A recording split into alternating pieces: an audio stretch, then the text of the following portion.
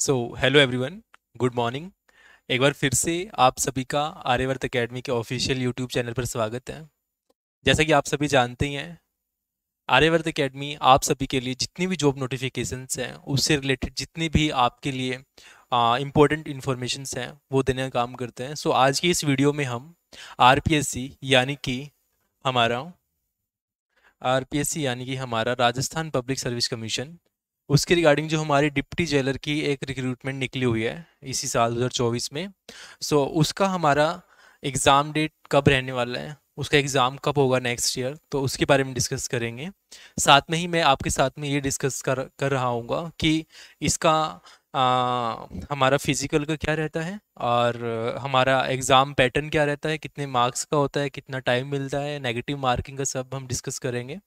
साथ में ही हम जितनी भी इम्पोर्टेंट थिंग्स है, चाहे वो क्वालिफिकेशन को लेके चाहे वो एज को लेकर, हम उसे भी डिस्कस कर रहे होंगे। ओके। सो हमारी आरपीएससी की ये रिक्रूटमेंट है, राजस्थान डिप्टी जेलर रिक्रूटमेंट 2024। ठीक है, ये जेलर की हमारी रिक्रूटमेंट है। ठीक है, सो स्टार्ट करते हैं। सबसे पहले हम इसकी बेसिक इन्फॉर्मेशंस देख लेते हैं। हमारी इसकी बेसिक इन्फॉर्मेशंस देख लेते हैं। जैसे कि आप सभी जानते हैं, state as we all know that कि राजस्थान की ये वैकेंसी है। ठीक है, अगर पोस्ट नेम का बात करें, डिप्टी जेलर। ठीक है, डिप्टी जेलर की ये वैकेंसी रहने वाली है। ऑर्गेनाइजेशन है हमारा इसका राजस्थान पब्लिक सर्विस कमीशन। ठीक है, ये जयपुर में है हमारा इसका हेडक्वार्टर्स।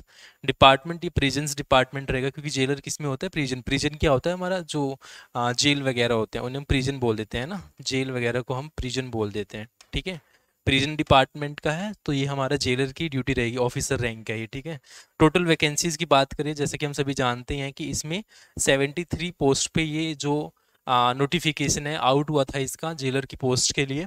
ठीक है, सो अच्छी खासी वैकेंसीज आपको देखने को मिल रही हैं इसमें 73। और अगर हम एलिजिबिलिटी क्राइटेरिया की बात करें, एलिजिबिलिटी क्राइटेरिया क्या रहा इसमें हमारा, ग्रेजुएट डिग्री, कि कोई भी ग्रेजुएट डिग्री हो, and proficiency in Devanagari script. Devanagari script किसके लिए होती है, हमारी हिंदी लैंग्वेज के लिए होती है। ठीक है, जो हमारी हिंदी लैंग्वेज होती है, हिंदी लैंग्वेज है ना, हिंदी भाषा की जो हमारी स्क्रिप्ट होती है, लिपि, स्क्रिप्ट मतलब लिपि।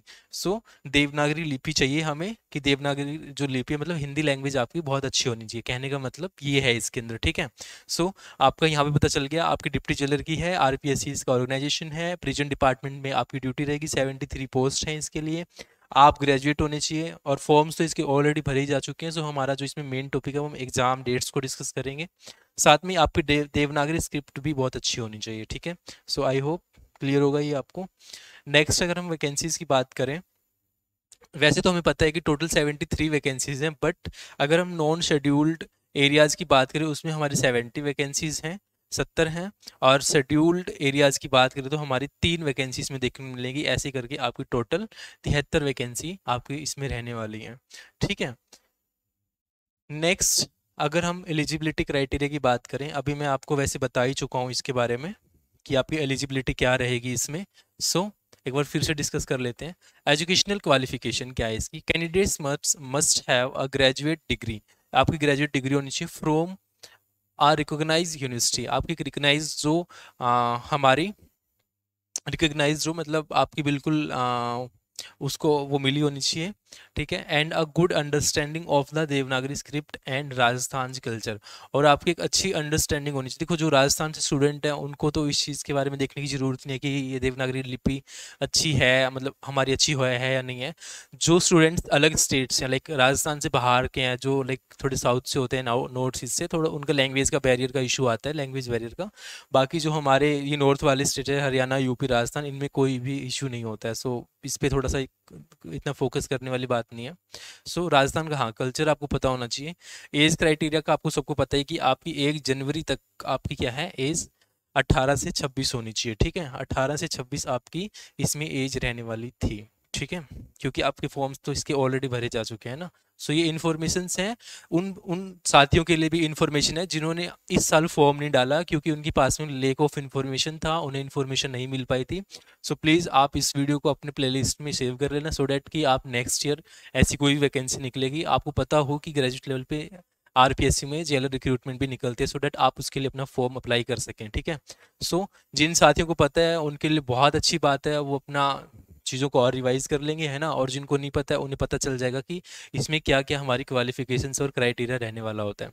अगर मैं इसमें सिलेक्शन प्रोसेस की बात करूँ, अगर मैं इसमें सिलेक्शन प्रोसेस की बात करूं आरपीएससी के जेलर रिक्रूटमेंट में, सो सिलेक्शन प्रोसेस क्या रहता है इसका, देखो रिटन टेस्ट होता है आपका, ठीक है। This exam will be an objective type test to assess knowledge in general knowledge, आपका general knowledge, general science and general Hindi, ठीक है। आपके 3 सब्जेक्ट हैं, general knowledge, general Hindi and general science, ठीक है। नॉलेज मतलब साइंस, हिंदी और जीके, आपकी 3 सब्जेक्ट हैं। तो total marks for the exam will B 400, आपके टोटल 400 मार्क्स रहते हैं इसमें, ठीक है। 400 नंबर्स का ये आपका मार्क्स का आपका एग्जाम होता है, ठीक है। तो आपको यही करना होता है, प्लस ये हो गया हमारा फर्स्ट पॉइंट, ठीक है, रिटन टेस्ट। अगर हम इसमें एग्जाम पैटर्न की बात करें तो एग्जाम पैटर्न देख लो क्या है। Candidates who score 36% in each paper and 40% overall in the competitive exam will be considered to have qualify marks। इसका मतलब क्या है कि जो भी कैंडिडेट है उसको 36% तो कवर करना ही पड़ेगा, मतलब क्वालिफाई करना पड़ेगा किसमें, हर एग्जाम में। जैसे आपके पास में पेपर हैं, आपको मैंने बता दिया है अभी पीछे, है ना, जैसे हिंदी आपके पास में पेपर 1 हिंदी है, ठीक है, और अपने पेपर 2 आपका जनरल नॉलेज और जनरल साइंस, ठीक है। तो आपको हिंदी में भी 36% लाने पड़ेंगे, क्वालिफाई करना ही पड़ेगा इसको, और पेपर 2 को भी 36% ला के क्वालिफाई करना पड़ेगा। और फिर ओवरऑल इन दोनों पेपर्स के मिला के जिसके 40% बनेंगे उसको फिर आगे क्वालिफाई किया जाएगा। सो प्लीज़ अगेन मैं बता देता हूँ कि आपको अलग से एक पेपर में 36%, फिर पेपर 2 में अलग से आपको 36% लेके आने पड़ेंगे ताकि आप क्वालिफाई कर सकें, और फिर दोनों एग्जाम्स को एक साथ मिला के आपको क्या करना पड़ेगा, 40% मार्क्स लाना पड़ेगा, जैसे कि लिखा हुआ है to considered have to have qualifying marks. आपको क्वालिफाइंग मार्क्स लाने के लिए मैक्सिमम मार्क्स आपके देखें तो 200 है दोनों में ही, ठीक है। नेगेटिव मार्किंग आपकी 1/3 की रहती है, इसमें 1/3 की नेगेटिव मार्किंग है, ठीक है। फॉर ईच अनअटेम्प्टेड क्वेश्चन, कि जो आप अनअटेम्प्टेड क्वेश्चन हो, मतलब अगर आप अटेम्प्ट नहीं करते क्वेश्चन को तो उसके लिए आपकी 1/3 की है। टाइप ऑफ क्वेश्चन आपका ऑब्जेक्टिव रहेगा, एमसीक्यू टाइप रहेंगे आपके, ठीक है। ड्यूरेशन देखें तो 3 घंटे का टाइम मिलेगा आपको दोनों ही पेपर्स में, और मोड आपका ऑफलाइन होगा, ऑफलाइन आपका एग्जाम लिया जाएगा, सीबीटी नहीं होगा। जैसे एसएससी के एग्जाम्स में क्या होता है, सीबीटी होता है ना, कंप्यूटर बेस्ड टेस्ट होता है, आपको कंप्यूटर पे एग्जाम देना होता है, ऐसा नहीं है, आपका एग्जाम ऑफलाइन होगा। सो हमने ये डिस्कस किया किसके बारे में, हमारे एग्जाम पैटर्न के बारे में। नेक्स्ट है हमारा फिजिकल टेस्ट। फिजिकल टेस्ट में देख लो क्या क्या आपको थोड़ा सा ध्यान रखना है चीज़ों का, और क्या आपकी क्या इस रिक्रूटमेंट में आपसे मांगा गया है।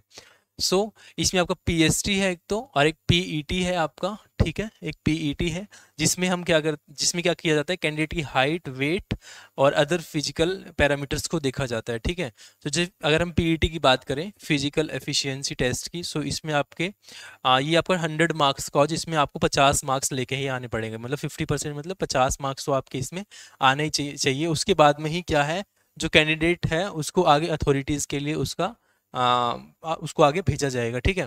ऐसे अगर मैं फिजिकल स्टैंडर्ड्स की बात करूँ तो मेल के लिए कितनी 168 मतलब 168 सेंटीमीटर उसकी क्या होनी चाहिए, हाइट होनी चाहिए, ठीक है। अगर मैं ऐसे ही विमेन की बात करूँ तो विमेन के लिए, फीमेल के लिए क्या है, 162 सेंटीमीटर टॉल होनी चाहिए, ठीक है। अगर वेट की बात करें तो फीमेल का वेट कितना होना चाहिए, 47.5 kg एटलीस्ट होना चाहिए कम से कम। अगर आपका वेट कम है तो थोड़ा बढ़ा लीजिए, है ना। ऐसे ही जो भी SC/STs हैं उनके लिए 5 सेंटीमीटर का क्या है, रिलैक्सेशन देखने को मिलेगा आपको, 5 सेंटीमीटर क्या इसमें रिलैक्सेशन है। और मेल की चेस्ट की बात करें तो आपको 81 सेंटीमीटर एटलीस्ट दिखानी है बिना फूले, और एक्सपेंड करके आपकी कितनी है, 86%, 86% आपकी एक्सपेंड करके है, ठीक है। जो भी गढ़वाली और गोरखा कैंडिडेट्स हैं उनके लिए थोड़ा रिलैक्सेशन है, उनके लिए 158 सेंटीमीटर की हाइट मांगेगी यार, ठीक है, 158 सेंटीमीटर। आई होप आपको यहाँ पर फिजिकल का पूरा क्लियर हो गया होगा। नेक्स्ट अगर मैं इसके सिलेबस की बात करता हूँ, syllabus for the Rajasthan deputy jailer, तो देखो पार्ट ए में आपको ऑलरेडी बता चुका हूँ, जनरल नॉलेज किसकी आएगी, राजस्थान की, ठीक है। ये पॉइंट इंपॉर्टेंट है कि जनरल नॉलेज है लेकिन किसकी, इंडिया की, राजस्थान की या फिर वर्ल्ड की ना। जनरल नॉलेज ऑफ राजस्थान की, आपकी जनरल की जीके पूछी जाती है और कुछ नहीं है इसमें। जनरल साइंस आपकी ईजी सी आप कर लेंगे, ठीक है। और जनरल हिंदी आपकी मतलब सामान्य विज्ञान और सामान्य हिंदी पूछी जाती है आपसे, है ना।